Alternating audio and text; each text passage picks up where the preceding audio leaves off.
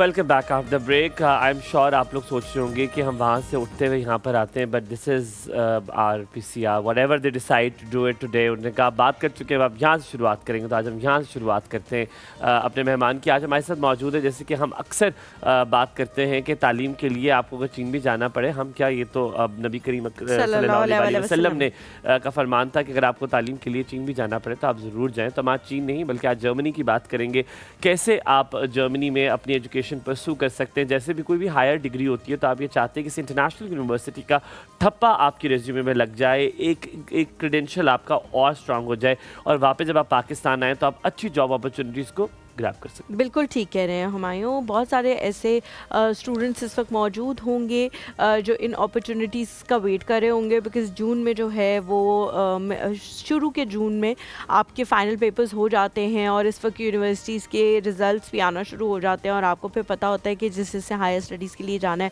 वो या तो अभी से अप्लाई करना शुरू कर देता है। बहुत पहले से कुछ लोग जो है वो देख रहे होते हैं किस जगह पे जाना सबसे बेहतर है, ना सिर्फ जर्मनी में स्पेसिफिकली, वैसे हम जर्मनी के हवाले से बात करेंगे, लेकिन पूरे यूरोप में किस किस जगह आप जा सकते हैं, किस किस जगह आप अप्लाई कर सकते हैं, कहाँ कहाँ पे आपको लैंग्वेज का इशू नहीं होगा। बिकॉज हम सब जानते हैं कि वहाँ पे यूरोप में जब भी आप जाते हैं तो सबसे बड़ा जो इशू आपको आता है वो लैंग्वेज का आता है। तो कौन कौन सी ऐसी यूनिवर्सिटीज़ हैं जो आपको इंग्लिश में सारे कोर्सेज जो है वो प्रोवाइड कर रही हैं, कोई उनका ऐसा कोर्स नहीं है जो आपके लिए उठाना या फर्स्ट टाइम में उसको पास करना मुश्किल, क्योंकि कुछ टाइम में ऐसा भी होता है कि आपने जब जाना होता है तो आपने जल्दी कोर्सेज पास करने होते हैं ताकि आप उनको प्रूव कर सकें कि उन्होंने आपको जो एडमिशन दिया है वो ठीक दिया है। आज जो शख्सियत हमारे साथ मौजूद हैं जी, फाउंडर हैं और CEO है कॉन्सेप्ट कनेक्शन की, और पाकिस्तान की एक ऐसी खातून हैं वो जिन्होंने एक ऐसी ऑर्गेनाइजेशन 2010 में इस्टेब्लिश की, जो कि ऑब्वियसली एक एंटरप्रेन्योर हैं वो, लेकिन उन्होंने एक ऐसी ऑर्गेनाइजेशन इस्टेब्लिश की जो उस वक्त इतनी ज़्यादा इन नहीं थी ख़वातीन के लिए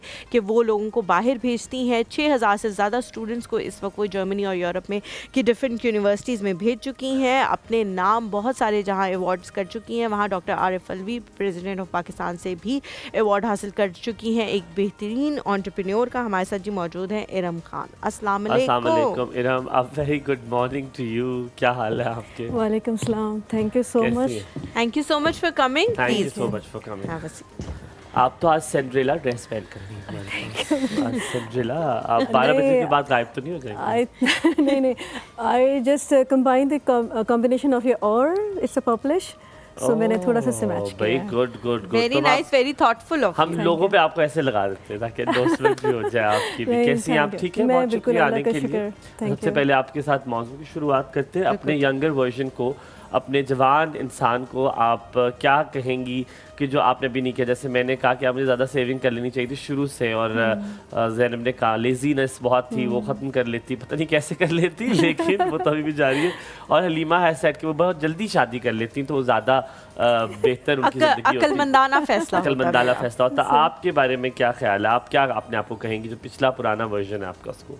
मेरा जो वर्जन है, आई रियली हैप्पी, मैं लकी थी। हम लोग जनरेशन जो रेवोल्यूशन में आए हैं, बनते हर चीज़ देखा है। याहू से दोस्ती की, हॉटमेल से दोस्ती की, इंस्टा फ़ोन को देखा। आई मीन हम लोग तो वो जनरेशन है कि हर चीज़ बनते हुए देखा, विदाउट फ़ोन की लाइफ गुजारी है। ठीक है, 90s की अगर हम बात लेकिन ऐसी चीज़ आपने अब ना की और आप अभी सोचती हूँ यार ये पहले कर लेनी चाहिए थी? PhD, मुझे बहुत शौक था PhD करने का, आगे पढ़ने का, लेकिन कुछ वजूहात की वजह से नहीं पढ़ पाई। तो मुझे बहुत शौक था मेरे को PhD वैसे I don't think so it's something आप उसके लिए कोई उम्र की कैद है, आप अभी भी कर सकते हैं। असल में पाकिस्तान में होता है कि आप जल्दी बैचलर्स कर लो, मास्टर्स कर लो, MPhil कर लो, मतलब वो बहुत जल्दी आप 25-26 में कर देते हैं। तो उस टाइम पे मैंने प्रैक्टिकल ज़िंदगी गुजारना पसंद करी, जॉब्स की, बहुत ज़्यादा एक्सपीरियंसेस ले लिए। तो अब जाके मुझे लगता है कि उस टाइम पे PhD कर लेना चाहिए। We wish you all the very best। आप अभी भी कर सकते हैं। हो सकता है आप अभी भी कर लें, अगर आपकी इतनी ख्वाहिश दिल में है तो कोई इसमें मज़ाक नहीं है कि किसी भी दिन आप दुआ कीजिएगा, परसू करना शुरू कर दें। PhD और लाइफ, PhD और लाइफ PhD और लाइफ, ठीक है। अच्छा इरम, जहाँ तक हम बच्चों के हवाले से बात करते हैं, सबसे पहला जो बैरियर उनको फेस करना पड़ता है वो ये है कि उनको लैंग्वेज नहीं आती, लैंग्वेज का इशू होता है। उन बच्चों के लिए कितनी अपॉर्चुनिटीज़ हैं जिनको लैंग्वेज नहीं आती या जिन्होंने यहाँ से कोई कोर्स पास नहीं किया हुआ जर्मन लैंग्वेज का, उनके लिए कौन कौन सी यूनिवर्सिटीज़ हैं, कहाँ कहाँ वो अप्लाई कर सकते हैं और आसानी से उनको वीज़ा और वहाँ पे एडमिशन मिल सकता है या नहीं? It's not possible. ओके, आज मैं अपनी कन्वर्सेशन स्टार्ट करने से पहले दो बातें करूँगी, आपके सवाल का जवाब भी दे दूँगी और आखिर में थोड़ा बीच में जो है ना वो स्किल बेस्ड का भी करूँगी, जॉब का भी। दो बात, जो स्टूडेंट्स चाहे वो इंटर बेस्ड हों, ए लेवल्स हों, IB हों या बैचलर्स पास हों, जो 6000 आपने अभी इंट्रोडक्शन दिया कि 6000 स्टूडेंट्स जा चुके हैं पाकिस्तान से, वो कोई भी जर्मन लैंग्वेज नहीं पढ़ते थे। मैं बहुत उनको डांटती थी। इंस्टीट्यूट भी हमने ओपन किया हुआ है, मुख्तलिफ इदारे खुले हुए हैं पाकिस्तान में, पूरे सारे शहरों में, लाहौर, कराची, इस्लामाबाद में, लेकिन वो नहीं सुनते स्टूडेंट। जी हम वहाँ जाके सीख लेंगे, वहाँ जाके सीख लेंगे। तो वो लोगों ने इंग्लिश मीडियम में ही उनका एडमिशन हुआ है, चाहे वो बैचलर्स में गए हैं, चाहे वो PhD गए हैं, चाहे वो मास्टर्स गए, वो इंग्लिश मीडियम में गए। बस ये कि वो थोड़ा सा इंग्लिश टेस्ट पास कर लें। कुछ ने तो इंग्लिश टेस्ट भी नहीं पास करते कि जी वो रॉकेट साइंस बनाया हुआ होता है लोगों ने। तो द थिंग इज़ दैट कि आपको अगर लैंग्वेज नहीं सीखते तो जैसा देश वैसा भेस होता है। वहाँ जाते हैं, लोगों से दोस्ती करते हैं, कम्युनिटी दोस्ती होती है, क्योंकि वहाँ अगर कोई जर्मन नहीं है और नॉन जर्मन कोई टर्की से आया हुआ है, कोई सऊदीया से आया हुआ है, तो वो या तो अपनी ज़बान बोलते हैं या वो जर्मन सीख कर आते हैं, बीच में इंग्लिश नहीं होती। तो जब आपको इतनी ग्लोबल पर्सपेक्टिव मिल जाता है तो ऐसा ऐसा ऐसा वो जर्मन ज़बान सीखते हैं, 1 साल 2 साल लग के वो अपना कर लेते हैं। तो पाकिस्तान से जो है उनको बैरियर इतना नहीं है, बट हम लोग बहुत ही स्ट्रॉन्गली रिकमेंड करते हैं, ख़ुद जर्मन एम्बेसी भी स्ट्रॉन्गली रिकमेंड करती है कि आपको हमारे मुल्क में जाना है, specially German, from since so many years they are very touch about their native language. तो वो कहते हैं भाई हमारे मुल्क में आओ, सीख के आओ। जैसे अल्लामा इकबाल ने अपना थीसिस इवन उर्दू में इन्होंने किया था, लेकिन थीसिस अपना जो है वो उन्होंने जर्मन ज़बान में लिखा था। बहुत ही कम लोग ये जानते हैं चीज़। हम थोड़ा सा ब्रेक लेते हैं, वापस आते हैं। हमें तो मुझे लगता है सवाल पूछने की जरूरत ही नहीं, हम तो आज ऐसे ज़ैनब की तरह चिल करेंगे, कहीं मत जाएगा। देखते रहिए कौसब, आपका दिन बहुत अच्छा गुजरा।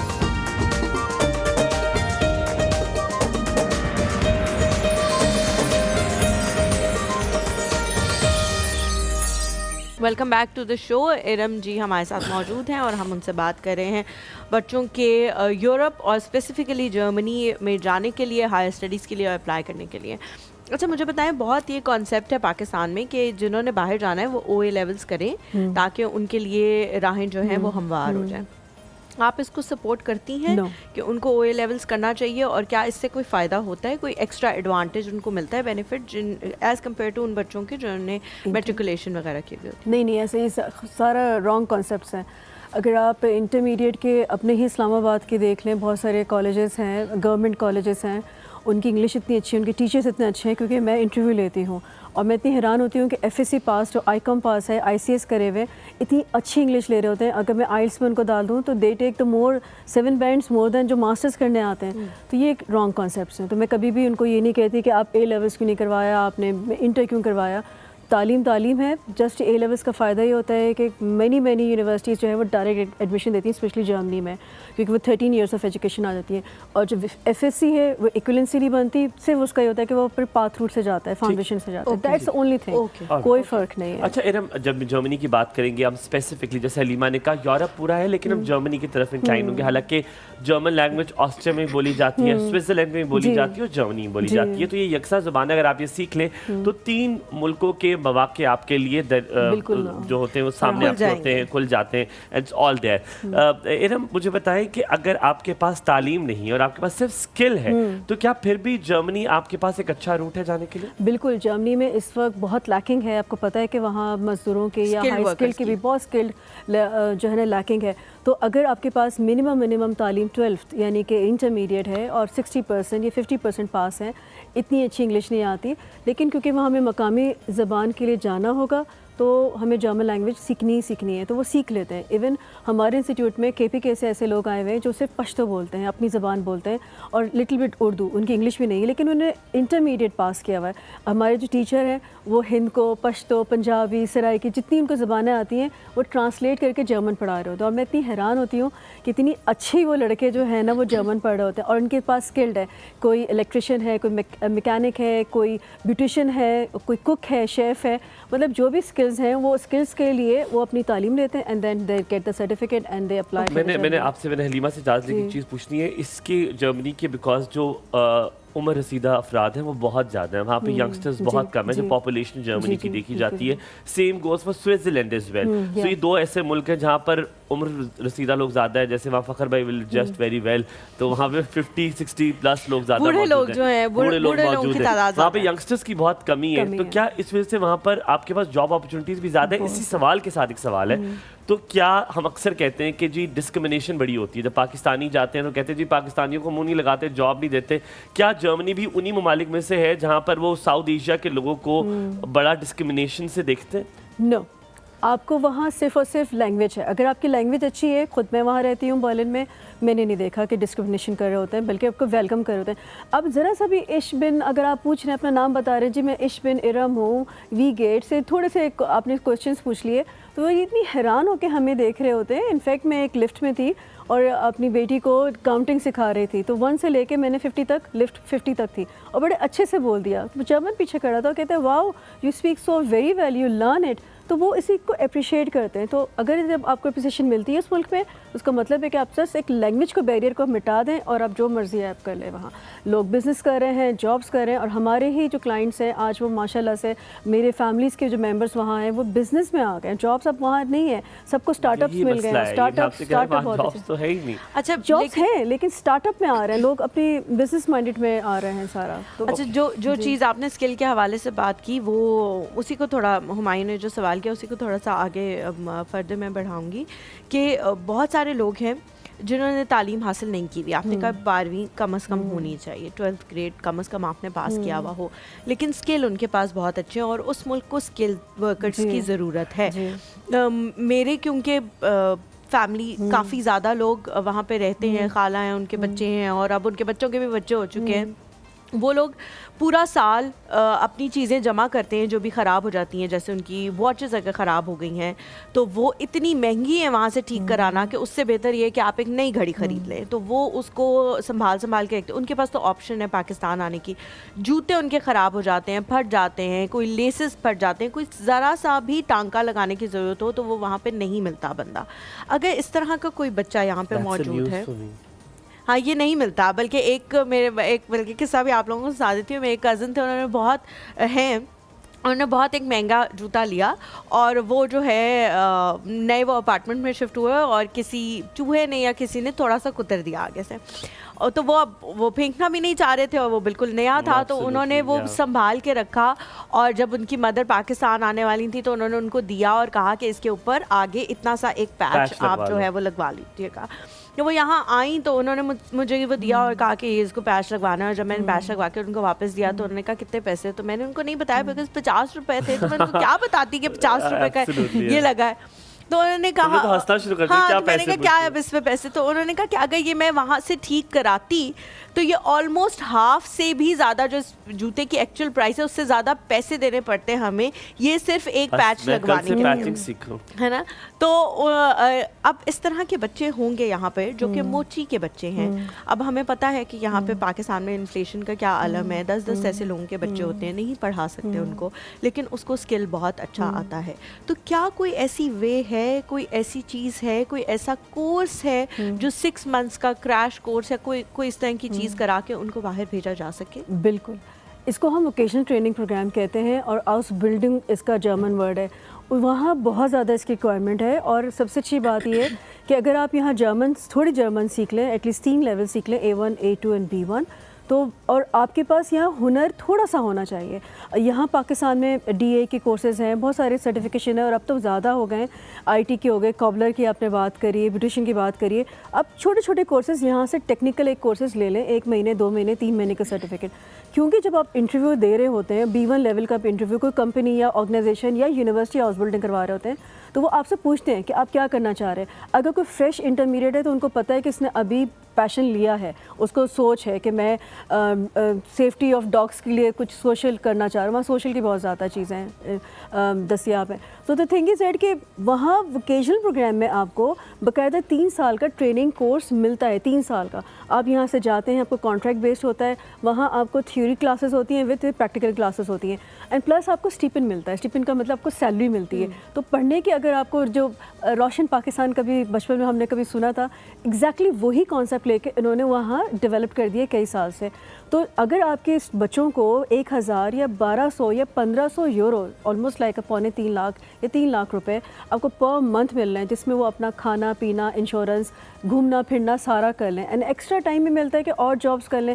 और जॉब्स वहाँ स्टूडेंट बड़े मज़े से कर रहे होते हैं, जैसे फूड पांडा है, डिलीवरी हो गया, कोई भी आपकी एक्स्ट्रा काम, सोशल बहुत ज़्यादा है, क्योंकि वहाँ जैसे हुमायूं ने बोला अडल्ट ओल्ड एज बहुत है, तो ओल्ड एज को सहारा चाहिए होता है। तो आप सोशल के छोटे मोटे कोर्सेज कर लें 3-4 महीने के, और उनके साथ आप उनको लिविंग करें, उनको सहारा देना, उनका केयरिंग करना, जैसे हम केयर टेकर के हम कहते हैं पाकिस्तान में ना, नर्सेस वगैरह अवेलेबल होते हैं।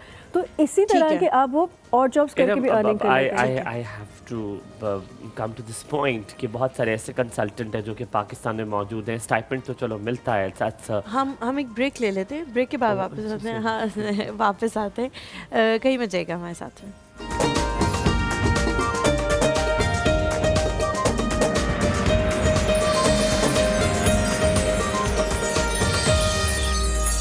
Welcome back after the break. I am really sorry, मैं सवाल पूछने लगा था, we had to take a break. अच्छा, मैं आपसे पूछना चाह रहा हूँ, let's come back to the visa. सबसे बड़ा इंपॉर्टेंट चीज़ वहाँ पर आता है, सब कहते हैं जर्मनी का वीज़ा नहीं मिलता, इतना आसान नहीं है। ये एक चीज़ भी है, फिर एक लिस्ट भी है जो कि लोगों के लिए डिफरेंट है, जो 3.75 से अब आप हमने सुना है कि GPA उनकी एक अलग लिस्ट होती है, उनको वेटिंग लिस्ट पर नहीं आना पड़ता। क्या ये खाली मिथ्स हैं, क्या ये खाली बातें हैं? जर्मनी का वीज़ा इतना मुश्किल नहीं है, आपको फ़ौरन लग जाता है। और साथ में ये भी बताइएगा, कोई टूरिस्ट वीज़ा लगाना चाहे कि ताकि पहले देख आऊँ, सेटल कर रहा हूँ, कोई जॉब ढूंढा हूँ, फिर वापस आऊँ, फिर उसके लिए जाऊँ, तो क्या ये दोनों सूरत हाल है और वीज़ा कितना आसान है, ये बताइएगा। ये सिर्फ मिथ है। ये बातें 3.7 की जो थी वो लास्ट 2024 की थी कि 3.7 अगर आपके पास GPA है तो आपको अलग से एक VIP बहुत शुक्रिया, मैंने अब ले ली है, तो अब वो बातें 2024 की होगी। नहीं, वो 2025 में जो था ना, जर्मन एम्बेसी ने बहुत अच्छा पोर्टल कर दिया, जो गल्फ में चल रहा था, पोर्टल सिस्टम चल रहा था कि आपको डॉक्यूमेंट्स अपलोड करने और वो असेस कर लेते। तो बहुत अच्छी बात है ना, हमारे सारे असेस हो जाते हैं, करेक्शन हो जाती हैं, फिर आपको जो है वो वेटिंग टाइम है। शुरू में तो उन्होंने बहुत फास्ट प्रोसेस कर दिया था, लेकिन ज़ाहिर है तादाद बहुत ज़्यादा है, हमारी नॉर्दर्न पूरे 5 रीजन्स को कवर कर रहे हैं जर्मन एम्बेसी, तो उन्होंने चीज़ें थोड़ी सी टाइम कर दी हैं कि 6 to 8 मंथ में वेटिंग टाइम है। लेकिन क्या है कि आपको एडमिशन आया और आपने अपनी सारी चीज़ें अपलोडिंग कर दी, जो डॉक्यूमेंट्स लिस्ट उन्होंने दी हुई है, पासपोर्ट आपका रेडी होना चाहिए, अगर कोई रिजेक्शन है वो भी आप बता दें कि रिजेक्शन से किसी का वीज़ा आपने और लगाया। तो मैं समझती हूँ कि मैं जितने भी देख रही हूँ वीज़ा एम्बेसीज़ पाकिस्तान में जो चल रही हैं, हमारी सफारत खाना, उसमें सबसे बेस्ट जर्मनी कर रहा है, सबसे बेस्ट काम कर रहा है, उनकी टीम बहुत बेस्ट काम कर रही है। और सबसे अच्छी बात है कि पाकिस्तानी हायर किए हुए और वीज़ा को उन्होंने बहुत प्रॉपर तरीके से आसान है, मैं मान लिया बात, पर इरम क्या अब जो जितने लोग आज बैठे हुए देख रहे होंगे, यार ये किसके लिए बातें करें, शो किसके लिए इन्होंने किया है, हमारे पास तो पैसे ही नहीं है, हम जर्मनी जाने के लिए एक अच्छी बड़ी रकम चाहिए होती है, वो हमारे पास नहीं है, हम अपने बच्चों को कहाँ पे इतने पैसे देंगे वो जाके जर्मनी में काम करेंगे। और जाते साथ ऐसा तो नहीं होगा जाएंगे और जॉब खड़ी होगी, कहेंगे ओहो कहाँ थे अब्दुल गफ्फार, तुम्हारी जॉब तो ये पड़ी हुई है। It will going to take a lot of time. तो मुझे ये सारा सिनेरियो बताएं, अगर आपके पास पैसे नहीं है तो क्या फिर भी आपका बच्चा जा सकता है? मैंने तो सुना है कि जर्मनी में यूनिवर्सिटीज भी फ्री है, फुल स्कॉलरशिप। अगर यूनिवर्सिटी फ्री है तो उन्होंने 1 साल के ब्लॉक अकाउंट दिया हुआ है, उसके पास 40 लाख रुपए नहीं है जो आप कह रहे हो, बहुत सारे नहीं है, तो फिर फुल स्कॉलरशिप है। फुल स्कॉलरशिप के लिए ज़ाहिर GPA अच्छा हो, IELTS अच्छा हो, एक्सपीरियंस हो 2 साल का, तो आपके बहुत सारे इदारे हैं, क्योंकि ज़ाहिर मैं हर इदारे का तो नाम नहीं ऑन एयर लूँगी, but there are many organisation जहाँ आप फुल स्कॉलरशिप के लिए 1 साल 2 साल पहले डालते हैं, तो फुल स्कॉलरशिप में आपको टिकट तक के पैसे मिलते हैं, लिविंग का पैसा मिलता है। मेरे एक क्लाइंट ने भी किया है माशाल्लाह से, उसको वही स्टिपेंड वाली बात कर रही हूँ, मास्टर्स एंड बैचलर्स के लिए, तो वो कर सकते हैं बिल्कुल, लेकिन आपकी तालीम अच्छी होनी चाहिए और आप फॉलो करें। IELTS तालीम अच्छी क्या, अगर फॉर इंस्टेंस किसी ने मास्टर्स किया हुआ है, MBA बहुत है हमारे मुल्क में, हम उन्हीं की बात कर लेते हैं, MBAs है, MS है, इकोनॉमिक्स में किया हुआ है, क्या ये वाली जो डिग्रीज है ये आपको अच्छी तालीम लगती है, आपको अच्छा GPA अच्छी तालीम लगती है? GPA कितना, तकरीबन कितना से ज़्यादा? अगर हम फुल स्कॉलरशिप की बात करेंगे तो कम से कम 3.6 से अबव होना चाहिए, और इंग्लिश के लेवल आपका C1 होना चाहिए। अल्हम्दुलिल्लाह हमारे हैं, मेरा हाँ 3.72 था मेरा CGPA। वो मेरा भी 3.72 BBA में था। अच्छा, मेरा 3.72 था CGPA, लेकिन मैंने क्योंकि जाना नहीं बाहर, तो इसलिए मेरे लिए ये इररिलेवेंट है। अच्छा, मुझे बताएं कि जैसा हुमायूं ने कहा, एक पार्ट उस सवाल का रह गया, दोबारा से वो मैं लेके आऊँगी। टूरिज्म के लिए उन्होंने पूछा था कि अगर कोई जाके सिर्फ देखना चाहते हैं, पेरेंट्स जाके देखना चाहते हैं, भाई एक ऐसा मुल्क है जहाँ अपने बच्चे को छोड़ सकते हैं, या क्योंकि obviously religion point of view से भी हम लोग सोचते हैं कि भाई ऐसा ना हो कि बच्चा बिल्कुल ही हाथों से ही निकल जाए, 2 साल 3 साल के बाद पढ़ के आए तो वो कहे कि हूँ मामा बाबा मैं तो आप लोगों को जानता नहीं हूँ, ओल्ड होम की तरफ आप अपना बोरिया बिस्तर उठाएं वहाँ चले जाएं, मैं अब यहाँ पे रहूँगा अपने बीवी बच्चों के साथ। तो इस तरह का एनवायरनमेंट ना, कोई अगर सोच रहा है कि मैं पहले वहाँ जाके देख लूँ उस माहौल को एडजस्ट कर भी सकते हैं हम उसके साथ या नहीं, तो क्या टूरिस्ट वीज़ा मिल सकता है और उसके लिए क्या क्या जो है वो शराइत होते हैं, क्योंकि टूरिस्ट वीज़ा मिलना भी बहुत मुश्किल है। जर्मनी का टूरिस्ट वीज़ा नहीं मिलता, इतना आसानी से नहीं मिलता अनटिल अनलेस आपके कोई रिलेटिव आपको इनवाइट ना कर ले, या आपकी कोई आपके जॉब वगैरह, या कोई आपकी कोई कंपनी से कनेक्शन हो। जैसे कोई जर्मन कंपनी में कोई जॉब कर रहा है यहाँ, और उसने अपनी जर्मन कंपनी से स्पॉन्सर लेटर मंगवा लिया कि मैं यहाँ आपको विज़िट करना चाह रहा हूँ, तो हो जाएगा, या फिर कोई रिलेटिव हो तो जाएगा। लेकिन एकदम से टूरिज़्म किसी को मिलता है। शेजन वीज़ा है, शेजन वीज़ा में 27 कंट्रीज़ हैं, आप किसी और अदर कंट्री में अप्लाई कर दें, लाइक स्पेन का साथ मतलब कोई जैसे लाइक बेल्जियम या कोई फ्रांस ले लें, उनमें टूरिज़्म वीज़ा मिलता है। तो शेजन वीज़ा में फ़ायदा ही होता है। इवन वीज़ा सी जैसे हम टूरिज़्म वीज़ा कहते हैं, तो विजिट वीज़ा से आप पूरा शेजन वीज़ा 27 नहीं। अच्छा, I have to tell you this, ये तो मैंने क्योंकि बड़ा सर्च किया because I want to go to Spain. तो अगर आप स्पेन का लेते हैं या फ्रांस का लेते हैं, अब उन्होंने रिस्ट्रिक्ट कर दिया है, वो आपको रेडियस देते हैं, आप उस रेडियस से बाहर नहीं जा सकते। नहीं, ऐसा नहीं है। मैं अभी लास्ट ईयर थी, वीज़ा सी में ही थी, और मेरा विजिट ही था, and I visit Amsterdam, Luxembourg, Belgium, and then Germany, and then Spain. आपका विजिट वीजा शेजन वीजा, मुझे हलीमा को आप रिलेटिव बन जाए हमारी, हमें वहां से बुलाएंगे। नहीं, मेरे रिलेटिव्स हैं वहाँ पे, और मुझे एक स्पॉन्सरशिप लेटर मिलेंगे और मुझे वीज़ा मिल जाएगा, लेकिन मुझे कोई मसला नहीं है जाने का। एक थोड़ा सा ब्रेक लेते हैं, ब्रेक के बाद वापस हाजिर होते हैं, कहीं मिल जाएगा। Good morning.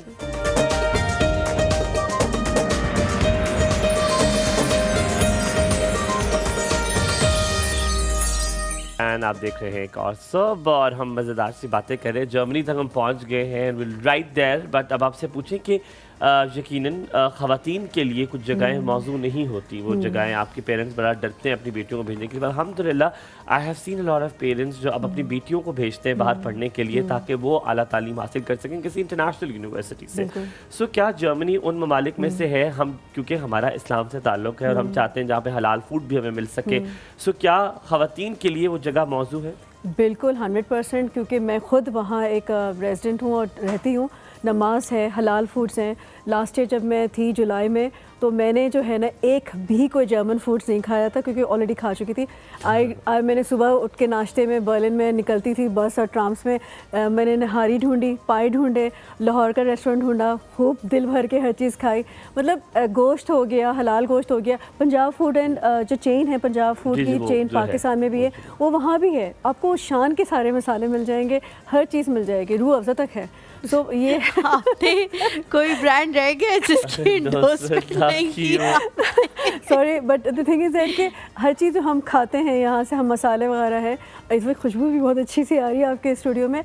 तो थिंग इज़ दैट कि मुझे कोई प्रॉब्लम नहीं हुई, और even not in the cities, जो जितनी भी सिटीज़ हैं, बड़े शहर है और उनके टाउन सिटीज़ में भी अवेलेबल हैं, क्योंकि पाकिस्तानी कम्युनिटी अब लाखों की तादाद में है। इवन सिर्फ बर्लिन की अगर हम करें तो 3.5 लाख से ऊपर जा चुकी है। मैं वापस आऊँगा, आपसे पूछूंगा क्या इसी फॉर्म में जो पोर्टल है उस पर जर्मन लैंग्वेज का प्रीरेक्विजिट भी है कि आपने अपने वीज़ा फाइल करने के लिए बताना है कि आपने जर्मन लैंग्वेज सीखी हुई है कि नहीं? क्योंकि कुछ लोग वहाँ जाके सीखना चाहते हैं। एहसन की कॉल लेते हैं। अस्सलाम वालेकुम, वेरी गुड मॉर्निंग एहसन भाई।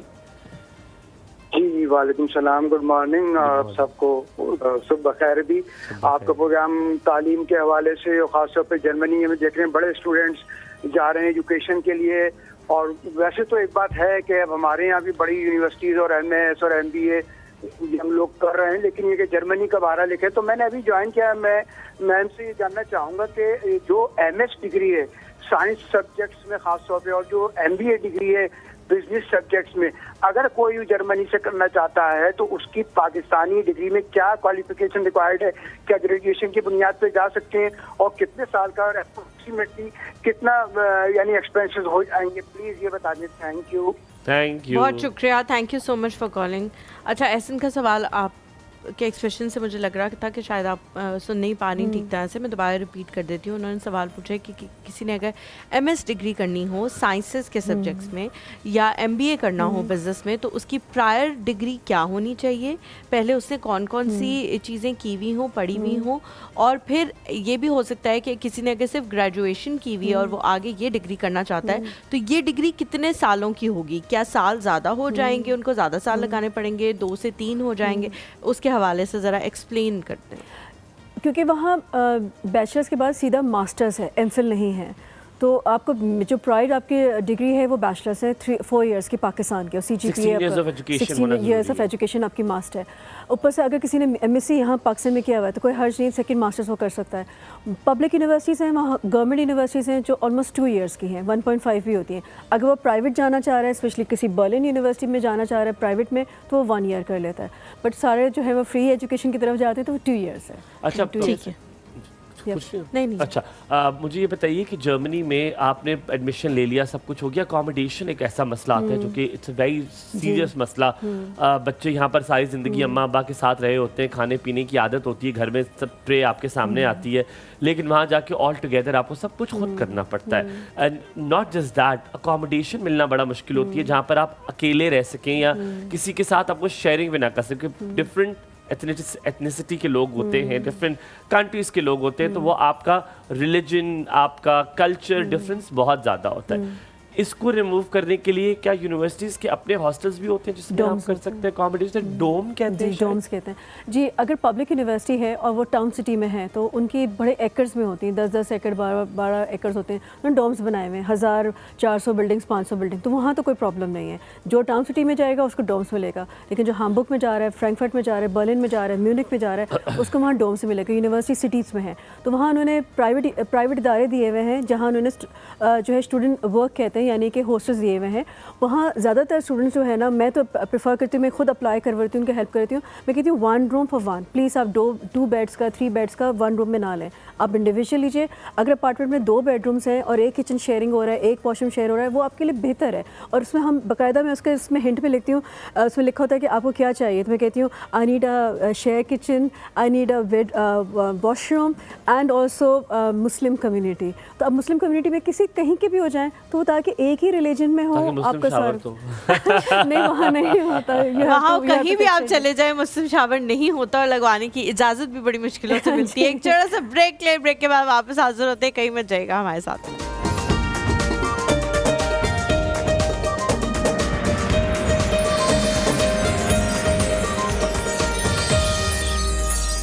Welcome back to the show. हमारे साथ जो है वो इरम मौजूद हैं और हम उनसे यूरोप जाने के लिए और स्पेसिफिकली जर्मनी जाने के हवाले से बात कर रहे हैं। जो भी लोग मास्टर्स के लिए अप्लाई करना चाहते हैं या फर्दर अपनी स्टडीज़ को वहाँ पे कंटिन्यू करना चाहते हैं।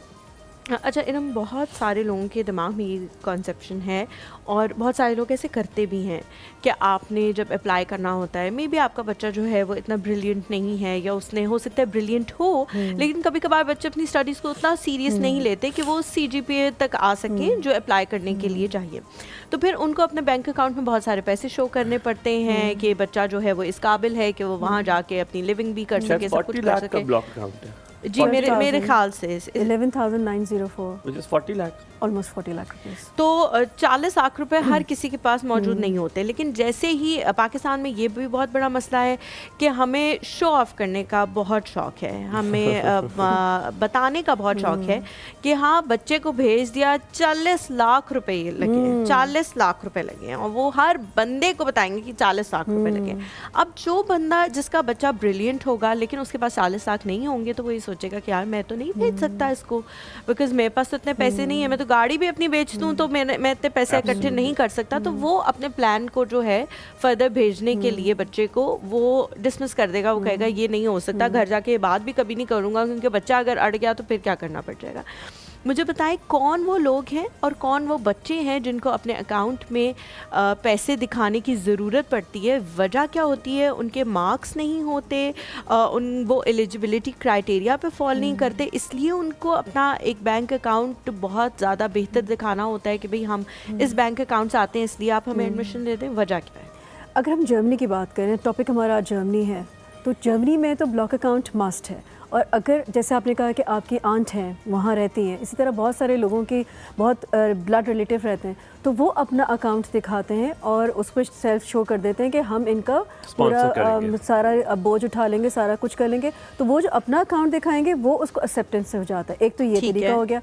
दूसरा, मेरे पास एक केस आया था और वो किसी एनजीओ में था। ज़ाहिर है कि यहाँ तो मैं नाम नहीं लूँगी, तो पाकिस्तान में बहुत एनजीओज़ हैं, बहुत अच्छी काम कर रही हैं एनजीओज़। तो एक बहुत बड़ी ऑर्गेनाइजेशन है, वो एनजीओ में उसने वहाँ तालीम ली, उसको वहाँ से सारा सब कुछ हुआ। वो एनजीओ उसने एडमिशन भी खुद ले लिया, मेरे पास आया था खाली वीज़ा फाइलिंग के लिए।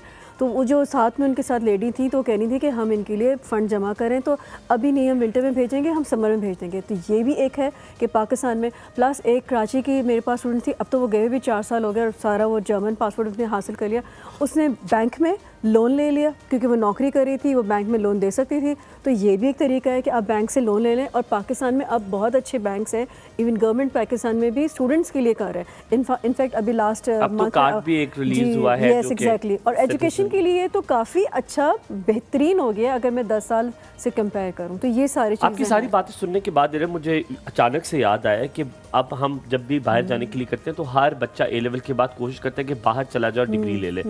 बहुत सारे ऐसे कंसल्टेंट हैं जो कि क्वैक्स हैं, जो फेक हैं, और वो इस तरह करते हैं, बच्चों से पैसे ले लेते हैं, सब कुछ कर लेते हैं और वो ऑफिस से भी गायब हो जाते हैं। या खुदा ना खास्ता, मैंने तो ऐसे गांव में लोग देखे जो डंकी के जरिए लोग जर्मनी भेजते हैं।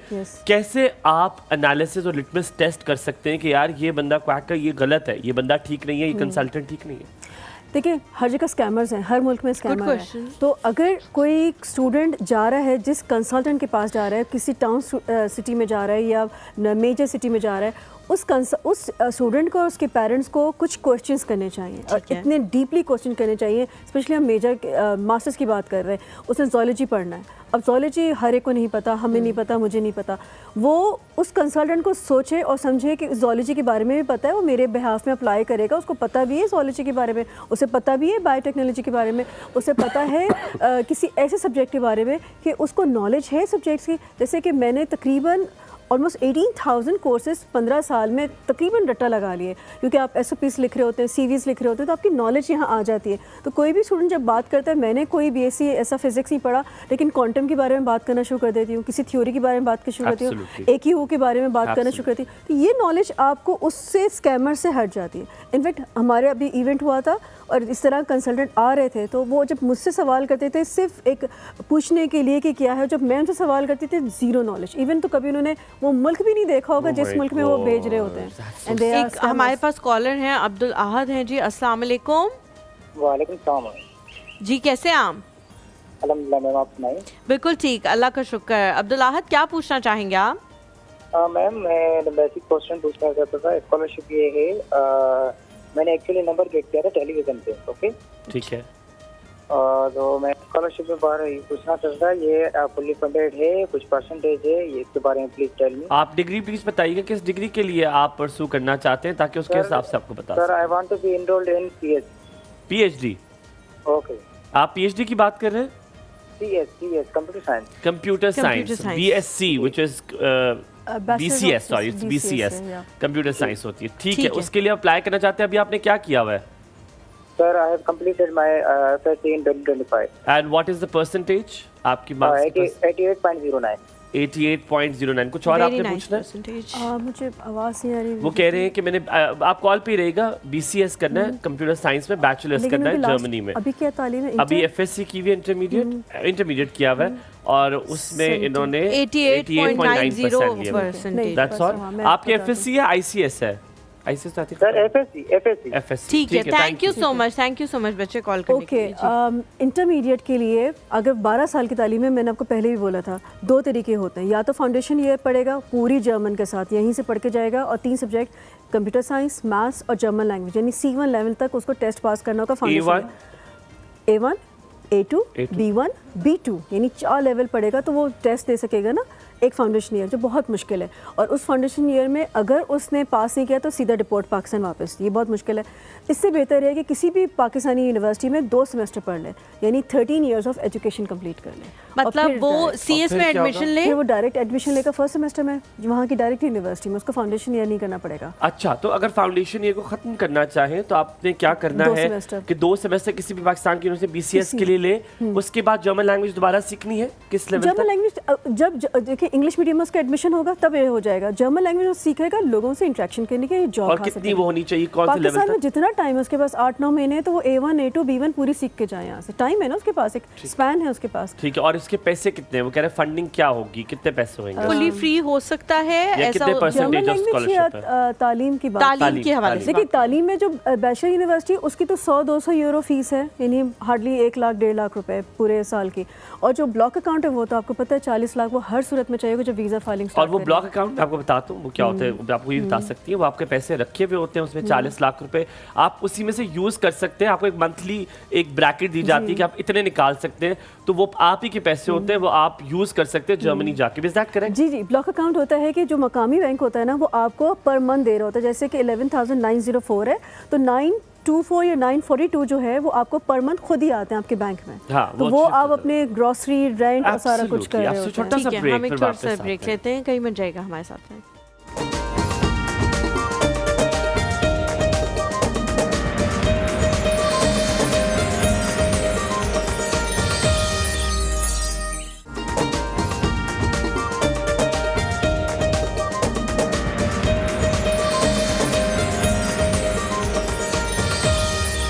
Welcome back after the break. आप देख रहे हैं एक और सब, हमारे साथ इरम खान मौजूद है in her own Cinderella dress and Iram coming back to you. अब बात करेंगे क्योंकि कुछ लोग जाते हैं और वो चाहते हैं कि उनका या तो उन्हें एक डुअल नेशनैलिटी मिल जाए, एक पासपोर्ट और मिल जाए, या वो वहाँ पर परमानेंटली रहना चाहते हैं। हम इस डिबेट पर बिल्कुल नहीं पड़ेंगे उन्हें कहाँ आना चाहिए और कहाँ नहीं आना चाहिए। आई थिंक ये उनकी अपने ज़मीर को उनको आवाज़ देनी चाहिए, हमें नहीं। हम बहुत दे चुके हैं आवाज़ें। तो वापस और रहना भी मेरा ख्याल है, हिजरत भी कोई हमारे दीन में भी इजाज़त है उसकी। सो अगर कोई रहना चाहता है तो क्या कितने अरसे की स्टडी के बाद उसको पासपोर्ट के लिए वो एलिजिबल हो जाता है, या वहाँ पर परमानेंट रेजिडेंसी उसको PR जो है वो मिल जाती है? वहाँ जो अभी इन्होंने कानून पास किया है वो 5 ईयर्स का कर दिया है। अगर आप 5 साल रह चुके हैं अपने स्टडी करके, जैसे 2 साल मास्टर्स, 2 साल आपने स्टे किया, तो 5th ईयर आप जो है ना अपनी रेजिडेंस वीज़ा के लिए अप्लाई कर सकते हैं। और अच्छी बात है कि जर्मनी में अभी तक ये कानून है कि हम डुअल पासपोर्ट कर सकते हैं, यानी पाकिस्तान के साथ हम उनका भी ले सकते हैं, लेकिन 5 साल स्टे है। 5 साल का स्टे है। तो अगर आपने 4 साल की डिग्री कर ली है तो 1 साल और आपने रहना है। जी। आपकी जो आपको हमें जी, job वर्क के लिए। परमिट भी मिलता है, मिलता है वर्क परमिट कितने साल का? परमिट मिलता है 2 साल 18 महीने का। 18 महीने का, विच इज 1.5 साल 1.5 का। साल तो बनता है। 1.5 साल का वर्क परमिट मिल गया तो उसके बाद वो जो PR के लिए आपने अप्लाई करना है उसके लिए कोई प्री रिक्विजिट है कि आप पाकिस्तान आपने वापस आना है? कोई प्री रिक्विजिट या कोई आपके पास कोई स्किल होना चाहिए, कोई लिस्ट है, उस लिस्ट में देखें कि आपका स्किल है मौजूद है तो तभी आपको मिलेगी, या हर किसी को मिल जाती है? देखिए हर किसी को मिल जाती है। अगर स्टूडेंट है तो उसने डिग्री ली, थीसिस पास किया, डिग्री हासिल कर ली, फिर उसने 2 साल की नौकरी करी अपनी डिग्री के बाद, और साथ में वो जर्मन लैंग्वेज तो करेगा। तो जर्मन लैंग्वेज रिक्वायरमेंट है B2, और B1 थी पहले लेकिन अभी उन्होंने B2 पे ज़्यादा जोर दे रहे हैं। तो जब एक 4 साल आप रहोगे, 5 साल रहोगे तो बोलना ही सीख लेते हो। Obviously आप सीख लोगे बोलना, लोगों से को देख क्वेश्चन देख के। आंसर्स होते हैं 40-50 B2 is question. the last stage? No, fourth है। Last stage is A1 A2 B1 B2 C1 C2, 6 stages है। अच्छा, अल्लाह खैर करे। ठीक है, हम लोग जो है वो किचन की तरफ चलते हैं।